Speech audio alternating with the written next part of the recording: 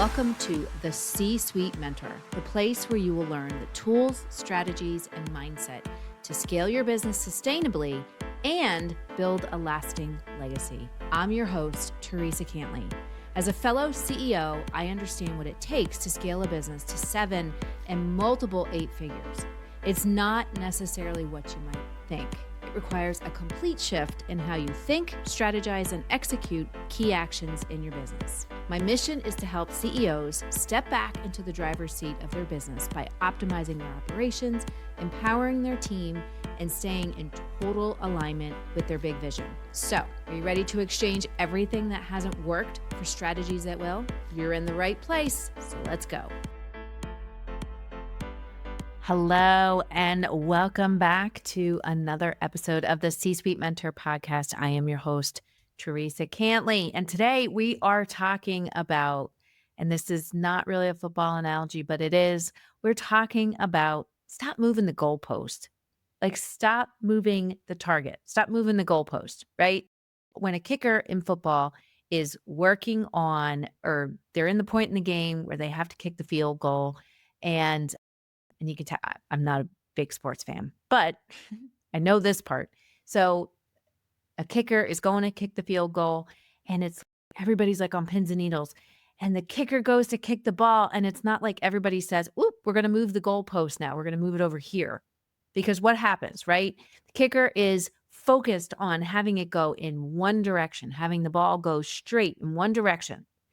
And not if you move the goalpost, then the ball doesn't know where it's going to go. It's just going to go in the direction that it thought it was going to go. It's not going to say, oh, midair, the ball is just going to all of a sudden start following wherever the goalpost goes, right? And if you start moving the goalpost, well, nobody's going to win the game because you don't know where you're going. You don't know what direction you're going. You don't know what way you need to kick the ball, right? Same thing in business. And it's about business owners changing direction, setting initiatives, and then changing the initiatives, changing what you're going to focus on. And it's so common right now, so common because so many industries the restaurant industry is down. There are so many changes with costs, so many changes with the stock market, changes that are happening in our government with tariffs, no tariffs, you never know. And it's just this constant state of fluctuation and constant state of uncertainty. And I think with business owners wanting to change the direction all the time and wanting to try new things and change what they're doing and, add new goals and take away goals and doing all of that, I think what it comes down to is wanting to have some kind of certainty. So if things aren't working, or if you're in an industry where you're experiencing a lot of turmoil right now, I think business owners and leaders, they just want to create some kind of certainty. Because they think in their mind, and that's part of the problem, is that leaders get in their own head and they think that, well, if I just change the goal, if this isn't working, we put this out here and this isn't working, so I'm just going to change the goal. We're just going to abandon that. And we're going to go over here, or I'm going to abandon this project and we're going to go over here because I want to create some kind of certainty. And the truth is that no matter what, there is no certainty. And I heard this the other day. If somebody's trying to sell you certainty, well, they're full of it, because there really isn't, because that is the one thing that is consistent in life is change. Things are constantly going to be changing and shifting and growing and moving. And yes, while we all want certainty, there are so many things that are out of our control. So many things that we have no external stuff that we have no control over. But yet, many of us want to try and control things. We want to try and have all of the answers and have everything work out. And if it doesn't work out, then we want to abandon it. And what happens is when we do that, when we're trying to chase the next best thing, and I hear this a lot. Hey, I heard that this app does these 5 things and it's going to save us this amount of time. I think we need to invest in it, or we're going to invest in it. And then 2 weeks later, oh, you know what? This app is actually going to do it for us. So we're going to invest in this. And then they forget to cancel the first app, and then they end up spending too much money, or they invest in software that they don't even use, right? because they're just constantly trying to chase the next best thing.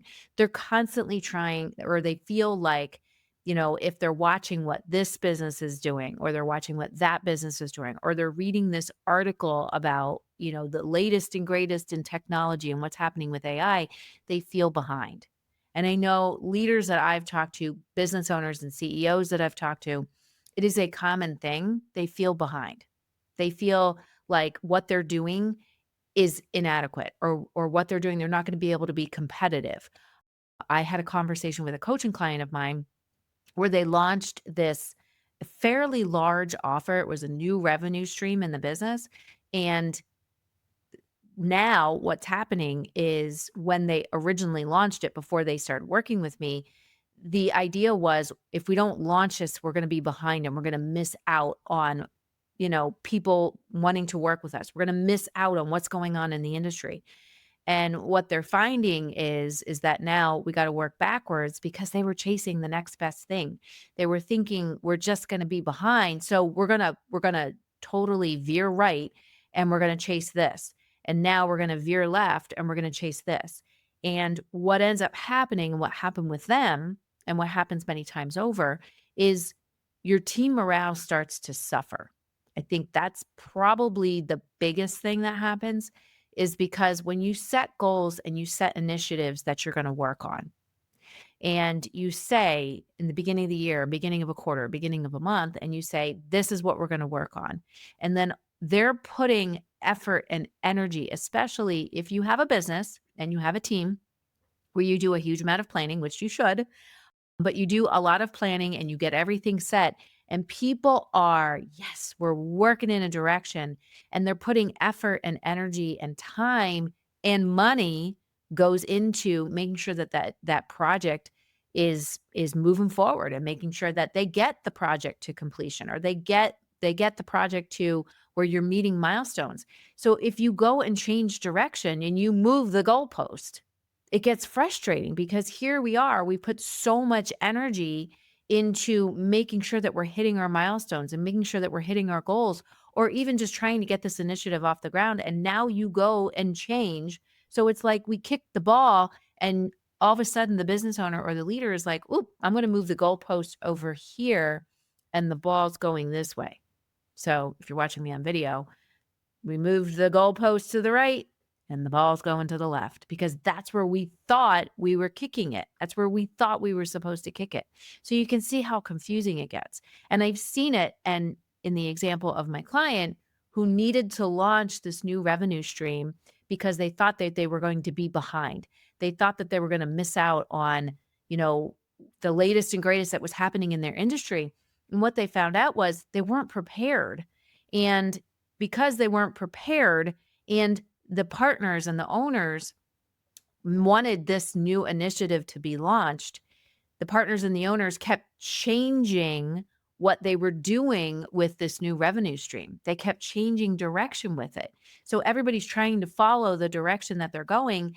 And what they ended up having was this big, huge maze that people were trying to navigate through. So, of course, what started to happen was the morale started to suffer, because confusion set in, because people started to feel like, well, I've put a lot of effort into this. This was my goal. This is tied to my bonus. This is tied to whatever it is. And now you're moving it. Now you're moving my goal, and you're moving the milestone that I was supposed to meet. And now what am I supposed to do? And does that mean that the work that I just put into it means nothing? And that's how people feel. I mean, especially if, and this is where what you say and what you do, when they don't align, which happens many times over, people set core values. They say, oh, these are our values in our business. And then next thing you know, how they show up, and how they interact with people on a day-to-day basis in their business, or initiatives that they launch in their business, don't align with what those core values are. We're a family-friendly business. We believe in family first, but then you ask people to work hours and hours and hours of overtime. The two don't meet, right? So what happens is people, when we're saying, yes, we're going to do this project, and we're going to bring this project This is going to help us to grow. And then you change direction or you move you move that goalpost. Or here's another thing that people do is they want to launch more and more and more offers into the business because again, they're trying to create certainty.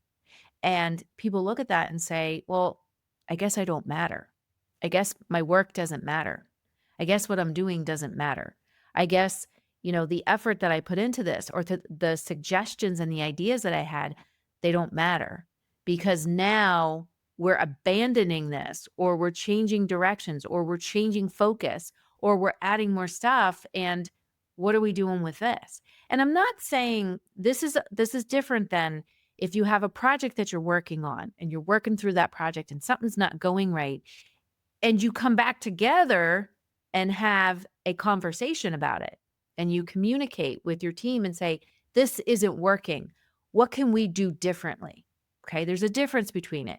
What I'm talking about is when people keep shifting the goal around or they want to add more stuff in because they're not achieving things fast enough or they want to just abandon something because it's not working. So they just abandon it without having that communication with their team to say, okay, I think we're going to abandon this and here's why. What do you think? Or I think I think we need to abandon this and I'd like to hear your perspective.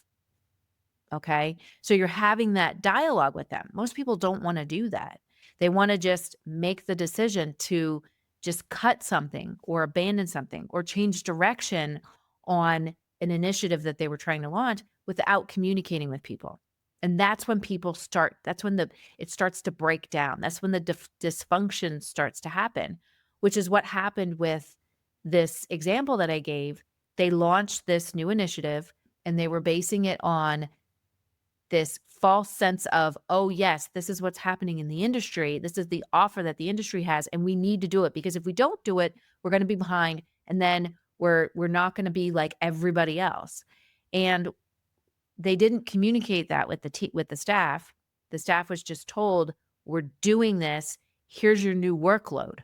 So the staff, the team that they had said, okay, here's our new workload. We're going to figure out how to make this work.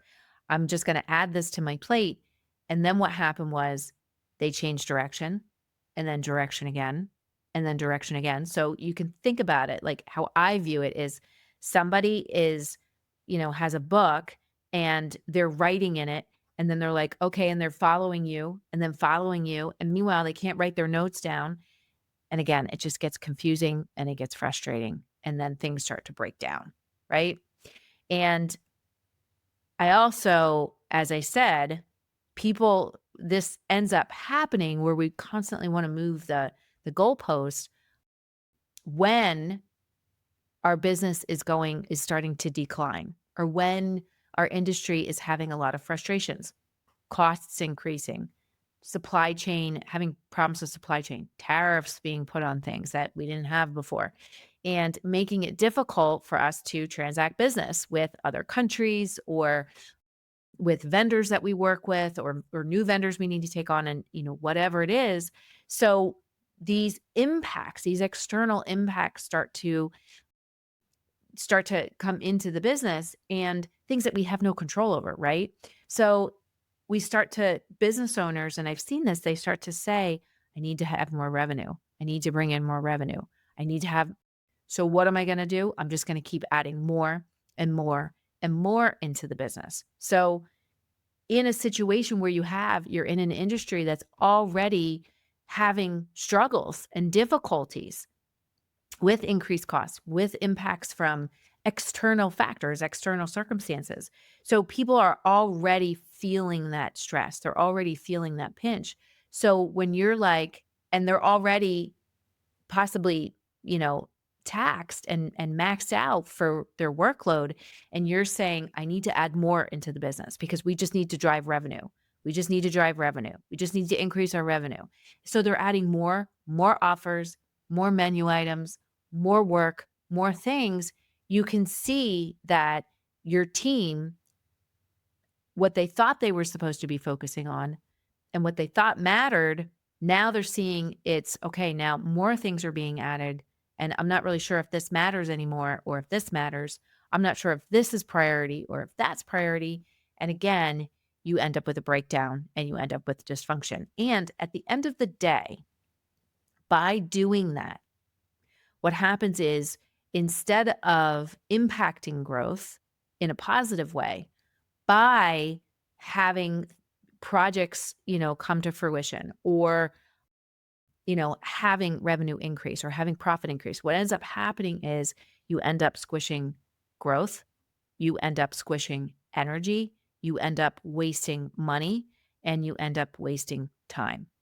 And what you're left with is a very dysfunctional culture, a fractured team, a frustrated team, a decline in employee engagement, a decline in understanding and having clarity as far as what the initiatives really are.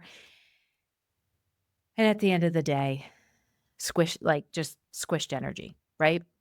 So I'm going to give you a 5-part framework that you can focus on so that you don't start moving the goalpost, so that you stop moving the goalpost. You leave it there so that people understand what direction they need to run, what direction they need to kick. So number 1 is clarity. Get clear on what your initiatives are that you want to launch in your business. Get clarity around, okay, we're launching these initiatives because these are the facts as far as what our results have been, facts around what it is that we want to do, the direction that we want to go, who our customer is, what our focus needs to be, where we need to course correct. Like you have all of those facts. Clarity equals empowerment. No matter what you're doing, the more clarity you have, and you're not going to have all the answers. It's just a matter of understanding what it is that you can control and understanding what it is that you want to do and why you want to do it. Those are the things you need to have clarity around. Are you going to have all the answers as to how you're going to do it? No. But when you have clarity on what your initiatives are going to be, what you want them to be. And I always tell people in a year, you don't want to have more than 5. 3 is a good number. You can have 5, but 5 goals, things that you want to accomplish. And I also like to tell people you want to have an operational one. You want to have 1 or 2 operational, 1 or 2 creative, 1 or 2 development and people goals. All right. So you're kind of hitting different areas of the business. But that clarity, when you are clear on why it is that you're doing what you're doing, you understand the facts, you understand the results, the numbers, that you have all of that information so that when you're setting those initiatives, you're not picking them out of the random sky. Because when we pick stuff randomly, when we decide we're going to do something because we think we should do it, we don't really have any facts surrounding why we should do it. That's when we start to change the goalpost and we start to move stuff around a lot. So the clearer you are on what it is that you want to do and why it is that you want to do it, the better, because you're more able to have that build a solid foundation on that so that everybody understands why you're doing something. Number 2 is consistency. So once you have that clarity on your initiatives, once you're clear on why it is that you're doing what you're doing, you have clear goals, okay? You have clarity as far as the goals, you're setting those goals. Next thing is consistency. So you have consistency in your routines of measuring how far you're coming along with those goals. You have consistency as far as, okay, this is what we're going to do on a regular basis. You have cadence, you have meeting cadence. How often are you meeting with your team to talk about the milestones? Where are you with this? What's going on? What's working? What's not working? You have those conversations and you're consistent with how you're interacting with your team. You're also consistent with the actions that you're taking every day. The more clarity you have on what you're doing and why you're doing it, the more consistent you're going to be with the actions that you're going to take every day. You're not leaving your day to randomness. Your team isn't leaving their day to randomness. Okay. This is how we start to get out of our head as to what we think we need to do and actually into your heart as far as what it is that you really need to be doing. Number 3, connection. We want to have, and this goes back to, you can see how these all kind of come together. This goes back to when you are having consistent, you're having that cadence with people and you're taking consistent actions every day that align with whatever it is that you want to do. The next piece is the connection piece. You're having conversations with your team so that if things aren't going right, if someone's getting stuck, if we need to course correct, you're having those conversations where you can work through them together. This leads to co-creating the result that you're looking for. I have a client who they're in a business that has had some frustrations and in the industry, like overall, in the area that they're in. And more recently, they just started just adding stuff in, just adding stuff in. And when you're doing that and you just keep adding stuff, it starts to give off a bit of a feeling of desperation. So the clearer you are on what it is that you want to do and why you want to do it, you're taking consistent actions that align with those goals that you've set, those initiatives that you set. And then when you have those conversations with your team on a regular basis to say what's working, what's not working. This initiative that we had, and this was the mistake that they made, the initiative that we had, okay, it hasn't gotten off the ground yet. Why hasn't it gotten off the ground? Maybe there's some confusion around what really needs to happen. Maybe it doesn't align and people are just afraid to say something. Maybe it just hasn't because people are maxed out and they just don't have the time.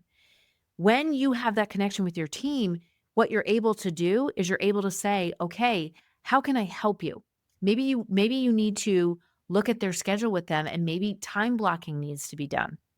Maybe they're leaving those super, like, where you really need to be strategic and you really need to think and you really need to sit down and put something together. Maybe they're leaving that to a time during the day when they're just mentally they're zonked because it's at the end of the day and they're tired because they focused on all this other random stuff. As a leader, you're never going to know that. You're never going to know where the sticking points are, where people are getting stuck, where you might have the wrong people doing the wrong task. You're never going to know that if you don't have that connection. You're never going to know that if you don't have that consistency.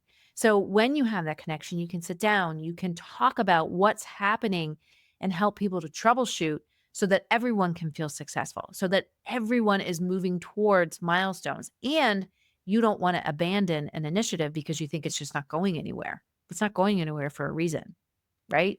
So the clearer you are, the clearer you can be as to figuring out why it's not going anywhere, then you can make the decision as to whether or not you need to move. Number 4, exercise control. No shiny object syndrome.